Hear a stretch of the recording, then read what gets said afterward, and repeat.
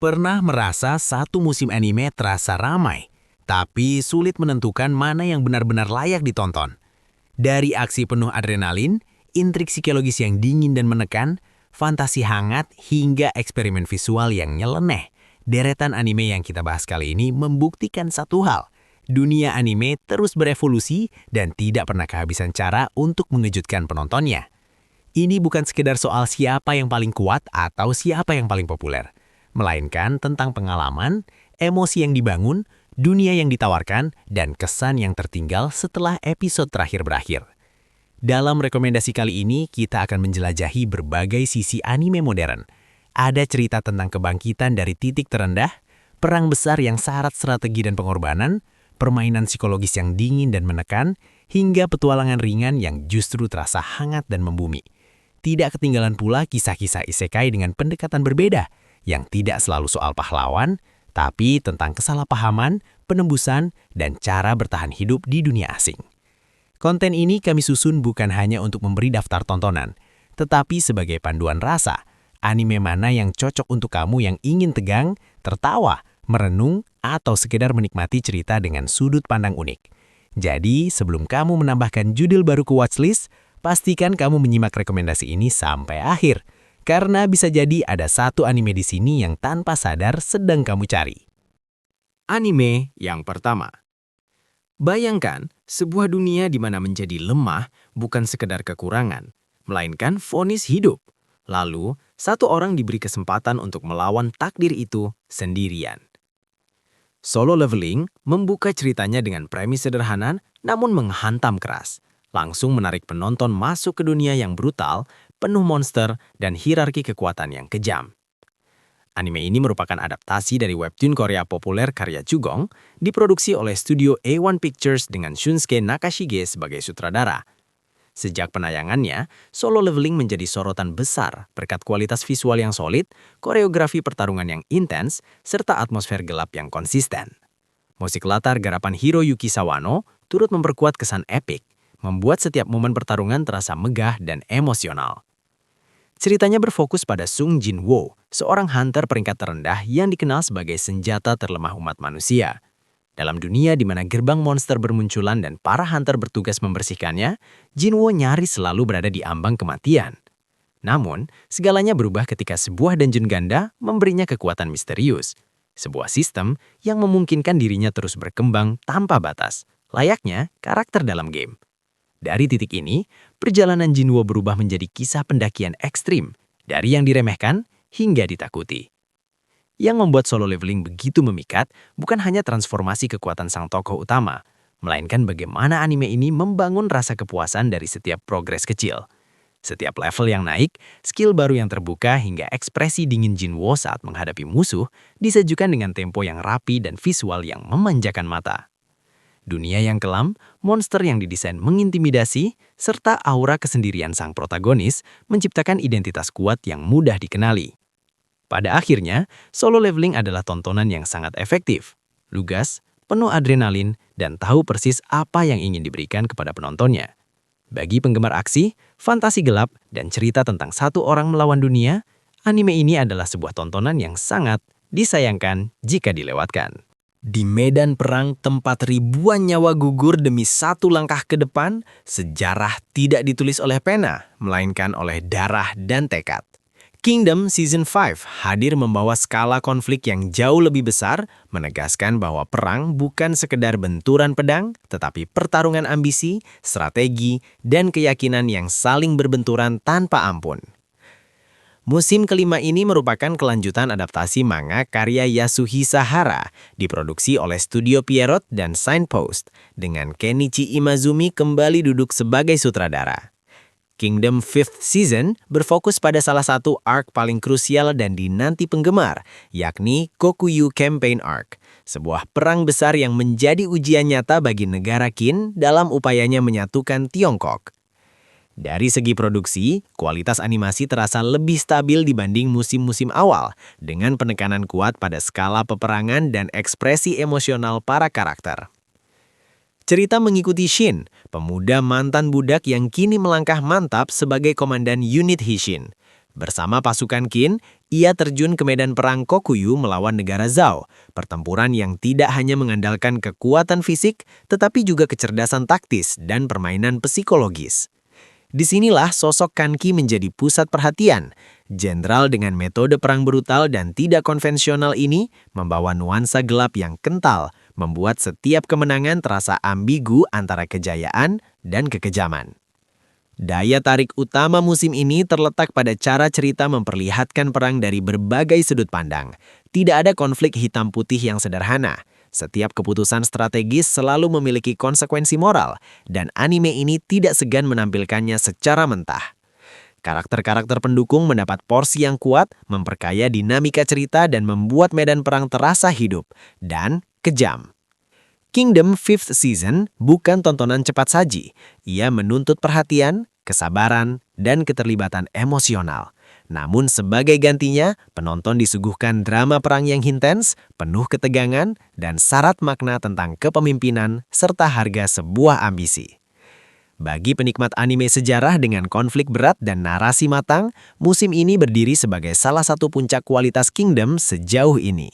Yang ketiga, bagaimana jika sekolah bukan tempat mencari nilai terbaik, melainkan arena uji mental di mana kecerdasan, manipulasi, dan kesabaran menentukan siapa yang bertahan di puncak.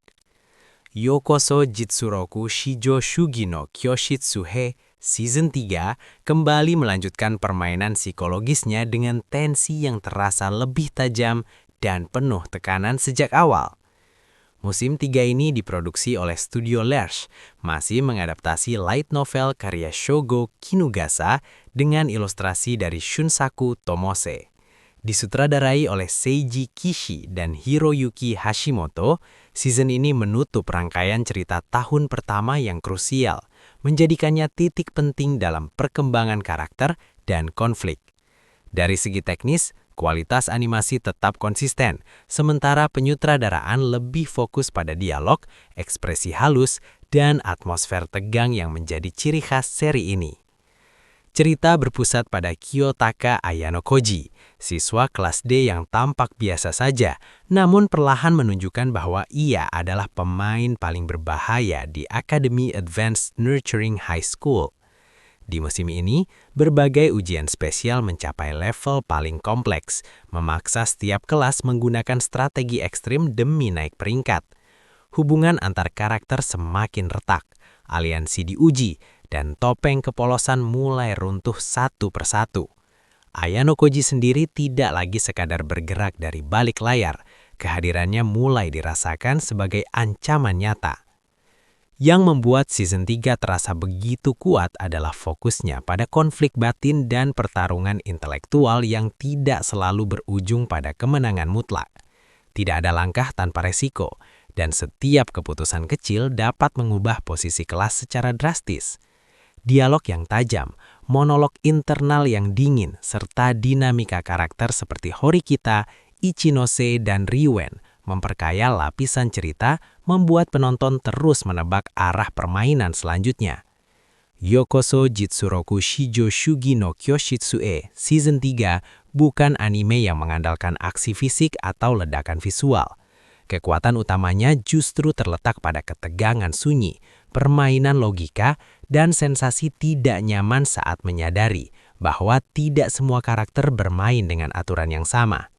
Sebagai penutup, musim ini berhasil meninggalkan kesan mendalam sekaligus rasa penasaran besar akan apa yang menanti di fase berikutnya. Untuk penggemar cerita strategi, psikologi, dan karakter manipulatif yang kompleks, season ini adalah tontonan yang memuaskan dan menggugah pikiran.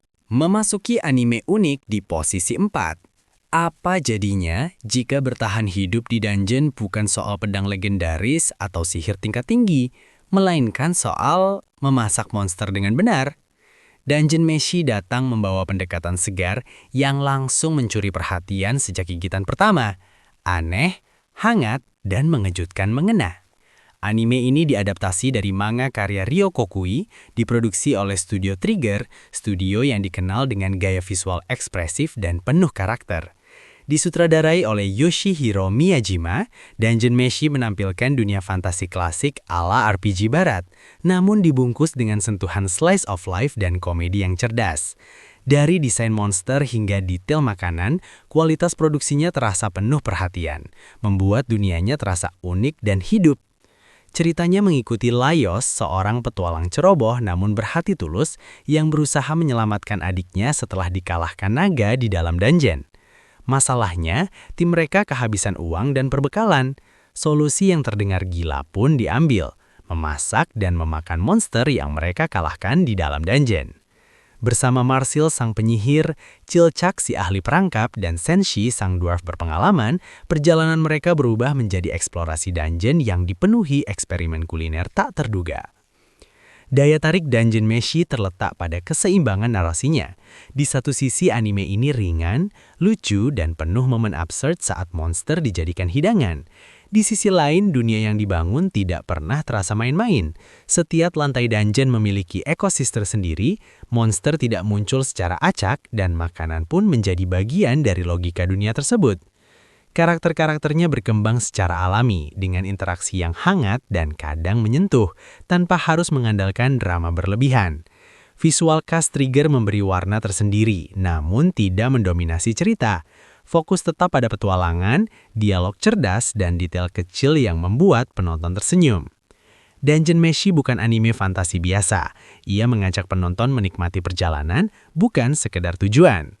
Bagi penonton yang lelah dengan fantasi gelap penuh pertarungan serius, Dungeon Meshi menawarkan alternatif yang menyenangkan, cerdas, dan tetap solid secara world building. Sebuah petualangan yang mengingatkan bahwa bertahan hidup juga bisa dimulai dari dapur dungeon. Di dunia tempat sihir adalah segalanya, seorang pemuda berotot memilih menjawab mantra dengan tinju.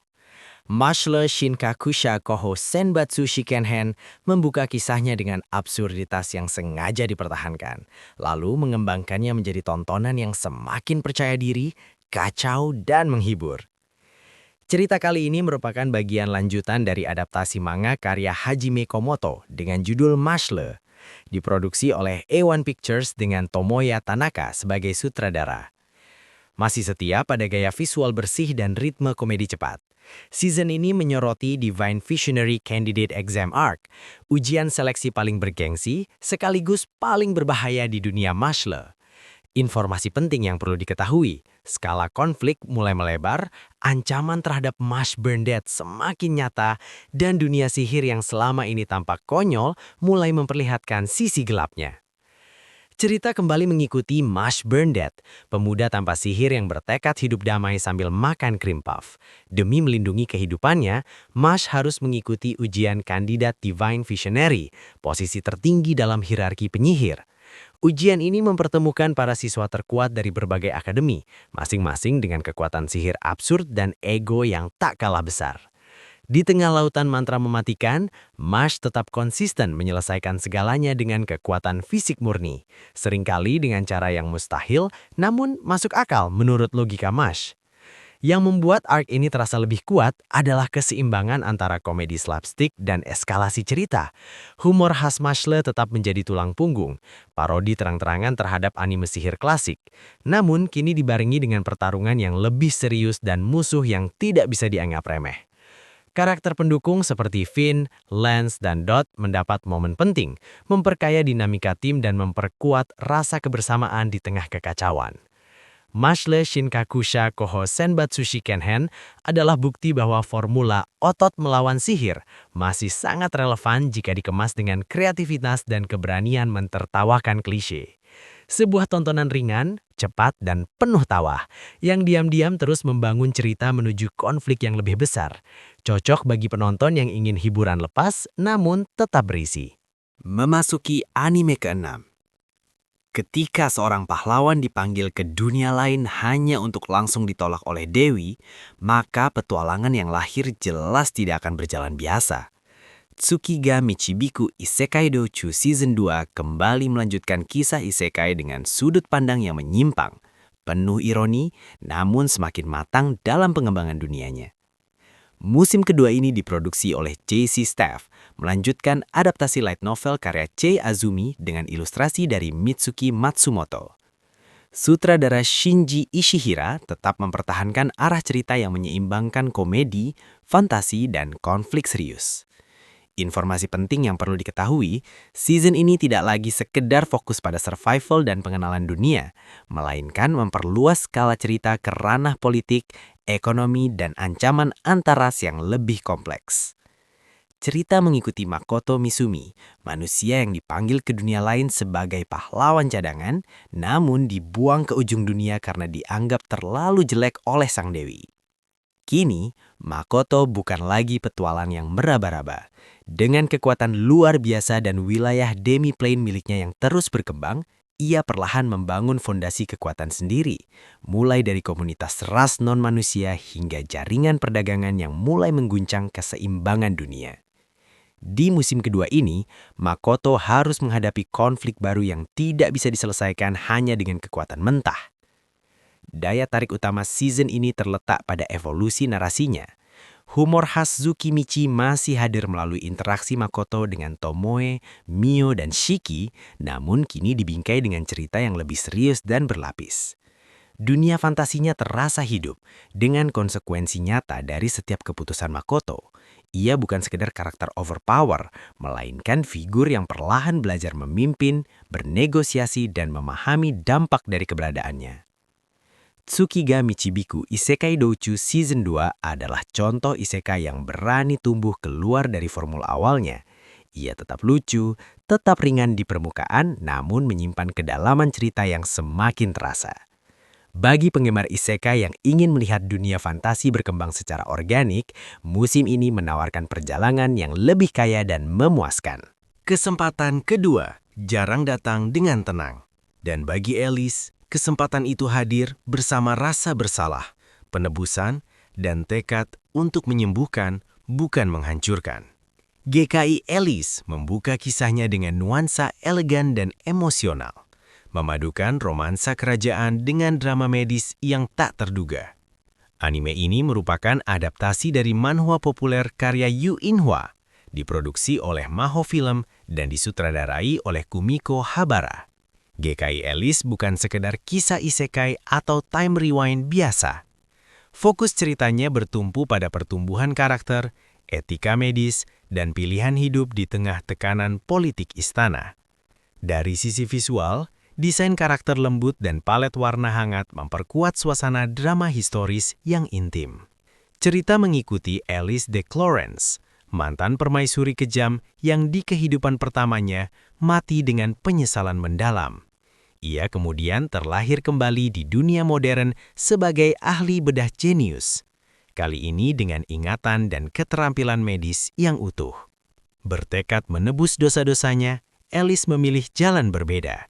Menjadi dokter yang menyelamatkan nyawa, bukan figur kekuasaan yang ditakuti. Keputusannya ini menempatkannya di persimpangan berbahaya antara kemanusiaan, intrik bangsawan, dan bayang-bayang takdir yang belum sepenuhnya berubah. Yang membuat GKI Alice menonjol adalah cara anime ini menggabungkan prosedur medis dengan drama karakter. Setiap operasi bukan hanya soal teknik, tetapi juga taruhan emosional. Tentang kepercayaan, tanggung jawab, dan keberanian mengambil keputusan sulit. Interaksi Alice dengan karakter lain, termasuk Linden, pangeran yang dingin namun penuh konflik batin, dibangun perlahan dan terasa dewasa, jauh dari romansa instan yang klise. Narasinya mengalir tenang namun konsisten, memberi ruang bagi penonton untuk memahami dunia, karakter, dan konsekuensi dari setiap pilihan. Ketegangan tidak selalu hadir lewat aksi, melainkan dari dilema moral dan tekanan sosial yang realistis. Musik latar yang lembut memperkuat emosi tanpa berlebihan, membuat setiap momen terasa personal. GKI Alice adalah tontonan yang menawarkan kehangatan dan refleksi. Ia berbicara tentang kesempatan kedua, keberanian untuk berubah, dan makna menyelamatkan satu nyawa di dunia yang gemar menghakimi masa lalu. Cocok bagi penonton yang mencari drama emosional dengan sentuhan romansa dan kemanusiaan yang kuat. Selanjutnya, di dunia fantasi yang keras, Terkadang yang paling lemah justru harus belajar bertahan dengan cara paling sunyi. Saijaku Taimar wa Gumi Hiroi no Tabi wo Hajimemashita hadir tanpa teriakan heroik atau ambisi besar, menawarkan kisah perjalanan kecil yang perlahan tapi menghangatkan hati. Anime ini diadaptasi dari light novel karya Honobonoru 500, diproduksi oleh studio Musket bekerja sama dengan EMT Squared, dan disutradarai oleh Shigeyasu Yamauchi. Seri ini mengusung pendekatan slice of life dalam balutan fantasi, dengan tempo lambat dan fokus kuat pada emosi karakter serta survival sehari-hari. Jangan mengharapkan pertarungan besar atau konflik epik.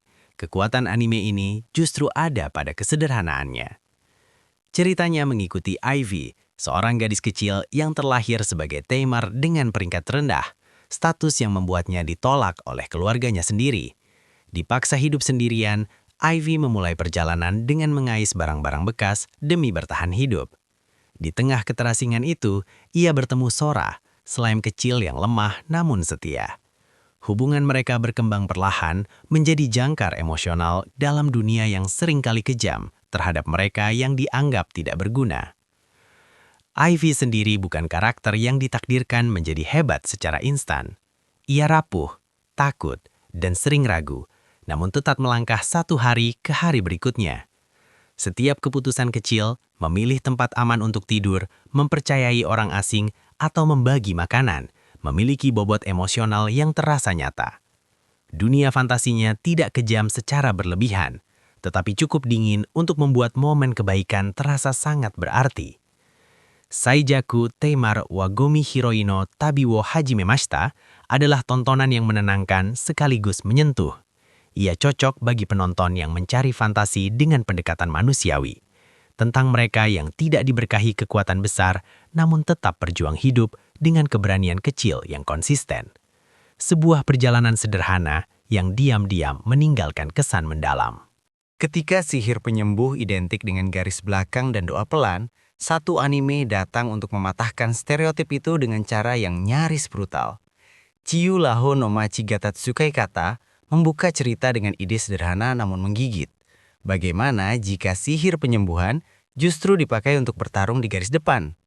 Anime ini diadaptasi dari light novel karya Kurokata dengan ilustrasi oleh Kei, diproduksi oleh kolaborasi Shin In Animation dan Studio Ed. Informasi penting yang perlu diketahui, jalan cerita anime ini menggabungkan fantasi isekai dengan pendekatan militer dan latihan fisik ekstrim, menjadikannya berbeda dari isekai hero terpilih pada umumnya. Dari sisi produksi, visualnya bersih dan fungsional, dengan fokus kuat pada koreografi aksi, serta ekspresi karakter selama latihan dan pertempuran. Ceritanya mengikuti Usato Ken, siswa biasa yang secara tidak sengaja ikut terseret ke dunia lain bersama dua murid teladan yang dipanggil sebagai pahlawan. Alih-alih mendapatkan kekuatan ofensif, Usato justru terbangun sebagai pengguna sihir penyembuh, peran yang dianggap pendukung semata. Namun nasib membawanya bertemu Rose, komandan unit penyembuh yang memiliki metode pelatihan tidak manusiawi. Di bawah bimbingannya, Usato belajar bahwa sihir penyembuhan bukan hanya untuk menyelamatkan nyawa, tetapi juga untuk mendorong tubuh melampaui batas normal. Penyajian menarik dari anime ini terletak pada pendekatan yang tak terduga terhadap kekuatan support. Alih-alih menjadi beban, kemampuan Usato berkembang menjadi alat tempur yang fleksibel dan agresif. Proses latihannya disajikan keras, lucu, dan kadang absurd, namun tetap konsisten secara logika dunia. Interaksi antar karakter, terutama dinamika Usato dan Rose, memberi warna komedi yang segar tanpa merusak ketegangan cerita. Narasi berjalan cepat namun tidak tergesa-gesa, memberi ruang bagi perkembangan karakter sekaligus eskalasi konflik. Pertarungan terasa berbeda karena fokus pada daya tahan, pemulihan instan, dan strategi bertahan hidup. Musik dan tempo penyutradaraan mendukung suasana latihan militer yang intens namun tetap menghibur. Chiyu Maho no Machi ga Tatsukai Kata adalah isekai yang tahu persis apa yang ingin dibalik dari pakem lama. Ia tidak menawarkan filosofi berat, tetapi menyuguhkan ide segar yang dieksekusi konsisten.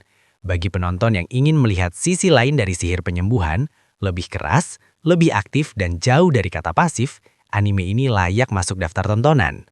Anime yang terakhir. Bagaimana jika bos rahasia dalam game RPG justru terlahir kembali sebagai gadis bangsawan yang ingin hidup tenang? Akuyaku Reijo level 99, Watashi wa Urabosu desu ka, Mao Dewa Arimasen, membuka ceritanya dengan ironi manis. Sebuah kisah reinkarnasi yang sadar diri, lucu, dan diam-diam cerdas dalam membalik ekspektasi. Anime ini diadaptasi dari light novel karya Satori Tanabata dengan ilustrasi TA, diproduksi oleh Jumondo. Informasi penting yang perlu diketahui, seri ini mengusung subgenre villainous isekai, namun dengan fokus kuat pada komedi situasional dan perspektif karakter yang overpowered sejak awal. Dari segi visual, animasinya sederhana namun bersih, cukup untuk mendukung ekspresi karakter dan timing humor yang menjadi tulang punggung cerita. Tokoh utamanya adalah Yumiela Darkness, seorang gadis bangsawan yang menyadari dirinya bereinkarnasi sebagai karakter rahasia level 99 dalam sebuah game otome RPG. Di game aslinya, Yumiela adalah Urabos yang terlalu kuat dan sering disalahpahami sebagai Raja Iblis.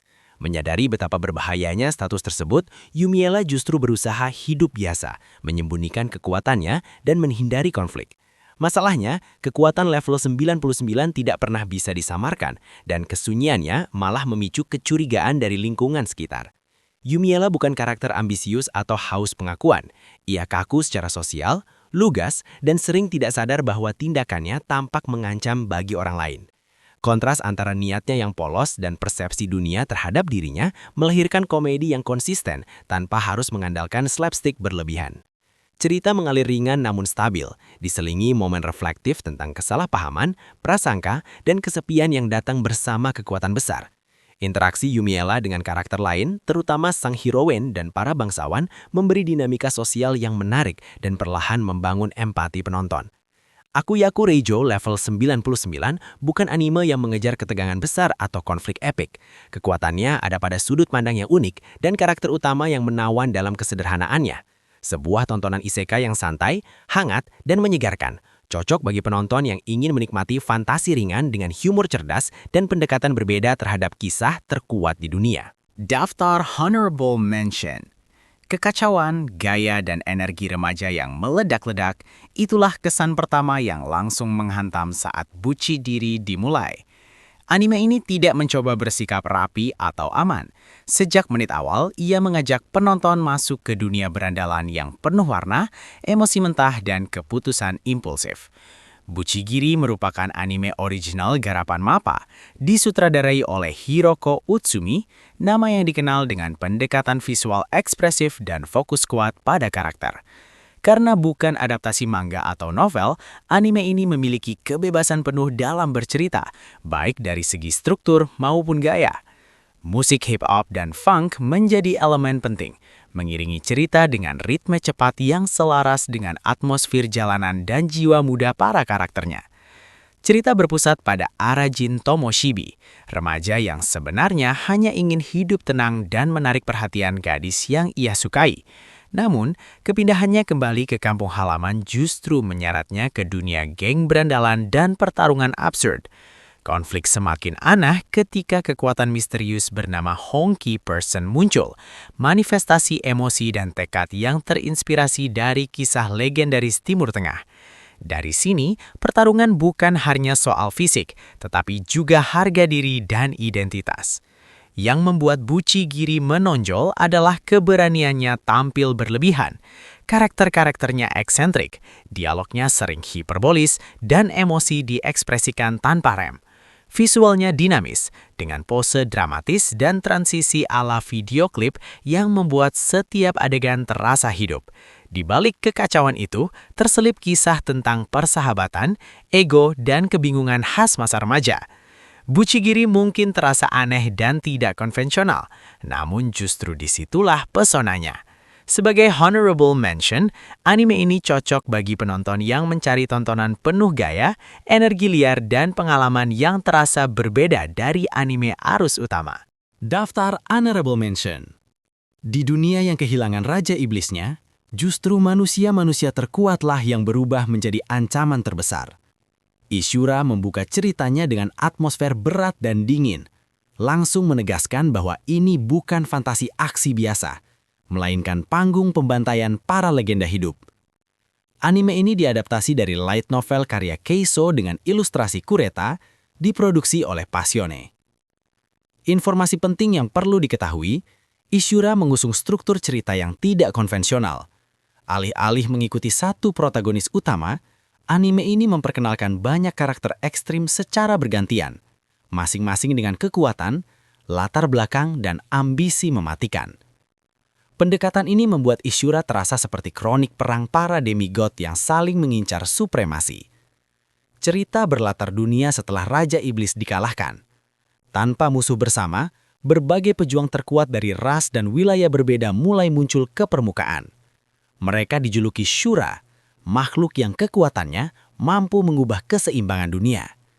Dari pendekar pedang yang melampaui logika, penyihir dengan sihir absolut, hingga entitas non-manusia yang nyaris tak tersentuh. Setiap karakter diperkenalkan bukan untuk disukai, melainkan untuk ditakuti. Perlahan, dunia bergerak menuju satu tujuan, menentukan siapa yang pantas disebut pahlawan sejati. Tidak ada karakter yang benar-benar aman, dan tidak ada kekuatan yang terasa seimbang. Pertarungan sering berakhir cepat, brutal, dan tanpa romantisasi. Visualnya menekankan kekerasan dan skala kekuatan, sementara narasi dipenuhi deskripsi dingin tentang kematian dan kehancuran. Dialognya minim basa-basi, lebih banyak berbicara lewat aksi dan konsekuensi. Ishura bukan tontonan ringan. Ia menuntut perhatian dan kesabaran untuk memahami dunianya yang keras serta struktur ceritanya yang terfragmentasi. Namun bagi penonton yang menyukai fantasi gelap, karakter overpower tanpa moral mutlak, dan dunia yang terasa kejam tanpa kompromi, Ishura adalah honorable mention yang kuat. Sebuah arena brutal, tempat yang terkuat bukan hanya bertahan, tetapi saling memusnahkan. Pada akhirnya, semua anime yang sudah kita bahas hari ini menunjukkan satu benang merah yang sama. Dunia anime selalu punya cara baru untuk bercerita, bahkan dari premis yang terdengar sederhana sekalipun. Dari kisah kebangkitan penuh adrenalin, perang strategi yang kejam, permainan psikologis yang menekan, hingga perjalanan sunyi yang hangat dan menyentuh. Setiap judul menawarkan pengalaman berbeda bagi penontonnya. Tidak ada satu formula yang benar-benar dominan. Yang ada hanyalah cerita yang dieksekusi dengan visi dan keberanian masing-masing. Daftar rekomendasi ini bukan tentang menentukan anime terbaik secara mutlak, melainkan membuka pilihan. Mungkin ada judul yang langsung membuatmu ingin binge watch. Ada juga yang pelan-pelan mengajak berpikir dan merasakan. Justru disitulah serunya. Anime bisa menjadi hiburan cepat, sekaligus ruang refleksi yang tak terduga. Dan seperti yang kita lihat, bahkan genre yang terasa familiar pun masih bisa tampil segar ketika didekati dari sudut pandang berbeda. Jika dari semua yang dibahas ada satu judul yang membuatmu berhenti sejenak dan berpikir, sepertinya ini menarik, maka tujuan konten ini sudah tercapai. Tapi tenang, perjalanan kita belum selesai. Masih banyak anime lain dengan cerita unik, kejutan tak terduga, dan pembahasan seru yang siap menunggu. Jadi pastikan kamu tetap bersama kami, karena rekomendasi berikutnya sudah siap dibuka, hanya di channel Kamar Nonton.